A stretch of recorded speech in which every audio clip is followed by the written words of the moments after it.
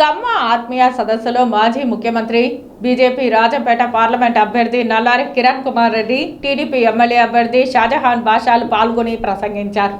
మదనపల్లిలో శుక్రవారం నిర్వహించిన కమ్మ సామాజిక వర్గ ఆత్మీయ సదస్సుకు ముఖ్య అతిథులుగా విచ్చేసి విందులో పాల్గొన్నారు. అనంతరం వారు మాట్లాడుతూ రాష్ట్రంలో ఎంతో మంది రెడ్డిలు ముఖ్యమంత్రులుగా పనిచేశారని, కానీ జగన్మోహన్ రెడ్డి ముఖ్యమంత్రి అయిన తర్వాత కమ్మలను టార్గెట్ చేసి దాడులకు పాల్పడుతున్నారని, వేల మందికి ఉపాధి ఇచ్చిన అమర్ రాజా ఫ్యాక్టరీని కాలుష్యం పేరుతో తెలంగాణకు పోయేలా చేశారని కమ్మ నాయకులు ఆవేదన వ్యక్తం చేశారు.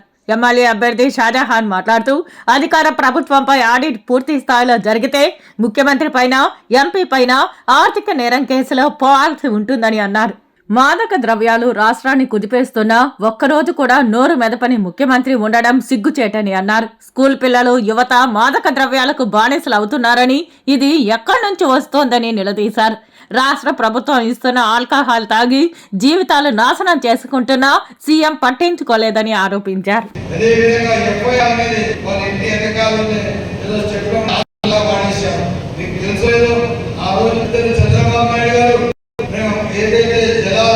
ప్రాజెక్ట్ పైన విజిట్ చేస్తూ అంగడిలో ఒక ప్రాజెక్ట్ విజిట్ చేస్తూ వచ్చినాము.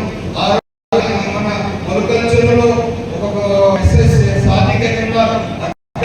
చాలా మంది నాయకులు అక్కడ ఉండి పెద్ద వాళ్ళతో అప్పుడు ఆ సిఐ కనబెట్టిన సిఐ, ఆ పసిగట్టిన సిఐ తక్షణం పెద్ద చీకటి దగ్గర మేము వస్తున్నామంటే ఇమ్మీడియట్ అక్కడ ఉన్న వాళ్ళకు లాఠీ చార్జ్ చేసి ఎక్కడెక్కడ లా అండ్ ఆర్డర్ కావాల్సిన చరిత్ర అక్కడ ఉన్న సిఐ గారి.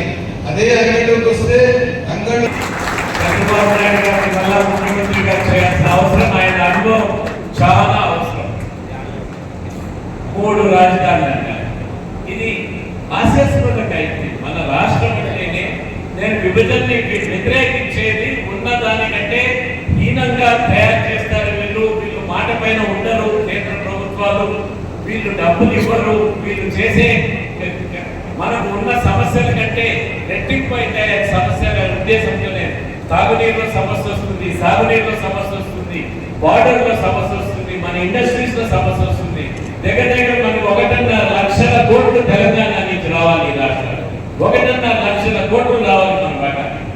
ఇవన్నీ జరిగేటివా పోయేటివా ఇది జరగకూడదనే ఉద్దేశంతోనే ఆ రోజు నేను రాజీనామా చేసి దూరంగా పోకూడదు. కానీ ఇప్పుడు మళ్ళా మనం ఖచ్చితంగా ఆంధ్రప్రదేశ్ ముందరకు తీసుకోపోవాలి. ఒక పక్క మోడీ గారి నాయకత్వంలో కేంద్రంలో బీజేపీకి మీరందరూ ఓటేయాల్సిందిగా కోరుకుంటున్నాను.